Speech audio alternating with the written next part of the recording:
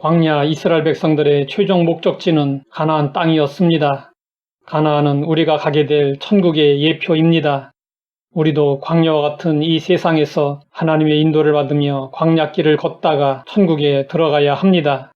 그런데 이스라엘 백성들의 광야 여정은 쉽지 않았습니다. 마찬가지로 우리가 천국에 들어가는 일도 결코 쉽지 않습니다. 우리 앞길을 가로막는 여러 관문을 통과해야 합니다. 그러면 그 관문은 무엇일까요? 우리는 그 관문을 광야 이스라엘 백성들을 통해서 발견할 수 있습니다. 가장 먼저 예수 그리스도를 구주로 믿고 그 안에 거해야 합니다.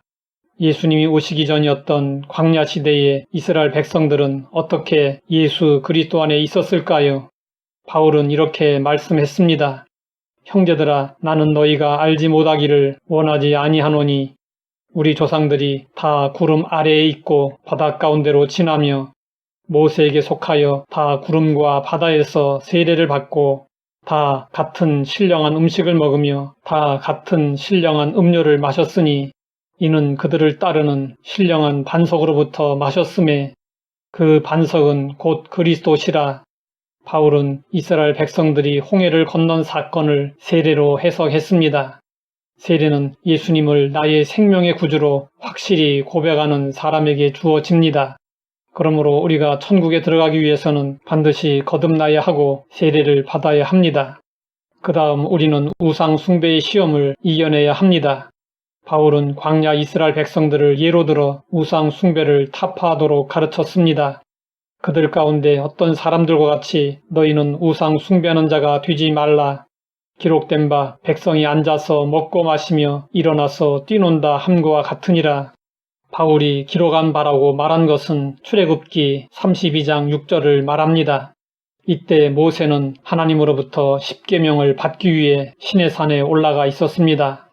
이스라엘 백성들은 그 순간을 참지 못하고 금 송아지를 만들었습니다. 그리고 그 금 송아지가 이스라엘을 애굽에서 인도한 신이라며 숭배했습니다. 너무나도 어이가 없는 일이었습니다. 그러나 이것이 바로 우리의 모습입니다. 보이는 우상만이 우상이 아닙니다. 이에 대해 성경은 말씀하고 있습니다. 탐심은 우상 숭배니라. 사람들은 예수님을 믿으면서도 자기를 사랑하고 돈을 사랑하고 쾌락을 사랑합니다. 하나님보다 더 사랑하는 모든 것이 우상입니다. 성경은 불과 유황으로 타는 못에 던져질 자들에 대해 이렇게 말씀하고 있습니다. 그러나 두려워하는 자들과 믿지 아니하는 자들과 흉악한 자들과 살인자들과 음행하는 자들과 점술가들과 우상 숭배자들과 거짓말하는 모든 자들은 불과 유황으로 타는 못에 던져지리니 이것이 둘째 사망이라. 그러면 우리는 어떻게 우상 숭배를 이길 수 있을까요? 하나님 제일주의의 신앙을 가져야 합니다. 그 무엇보다도 하나님을 먼저 최고로 사랑해야 합니다. 그리고 육신의 욕망을 이겨야 합니다. 바울은 성도들에게 광야 이스라엘 백성들의 과오를 예로 들며 권면했습니다. 그들 중의 어떤 사람들이 음행하다가 하루에 2만 3천 명이 죽었나니 우리는 그들과 같이 음행하지 말자. 이 사건은 민수기 25장에 나오는 바알부올 사건을 말씀한 것입니다. 바알부올 사건은 발람이 발락을 가르쳐 이스라엘 백성 앞에 걸림돌을 놓은 것이었습니다. 모압 왕은 이스라엘 자손을 범죄로 이끌어 하나님에게 버림받게 하려고 미인계를 썼습니다. 이스라엘 백성들은 모압 여인들의 유혹에 빠져 집단적으로 음행했습니다. 이 범죄로 인해 하루에 2만 3천 명이나 죽임을 당했습니다. 우리는 거룩의 관문을 통과하지 못하고 심판을 받은 이스라엘을 본보기로 삼아 조심해야 합니다. 우리는 정욕에 이끌리는 육체를 가지고 있습니다. 그러므로 육체의 장막을 벗을 때까지 조심하고 또 조심해야 합니다. 성경은 경고하고 있습니다.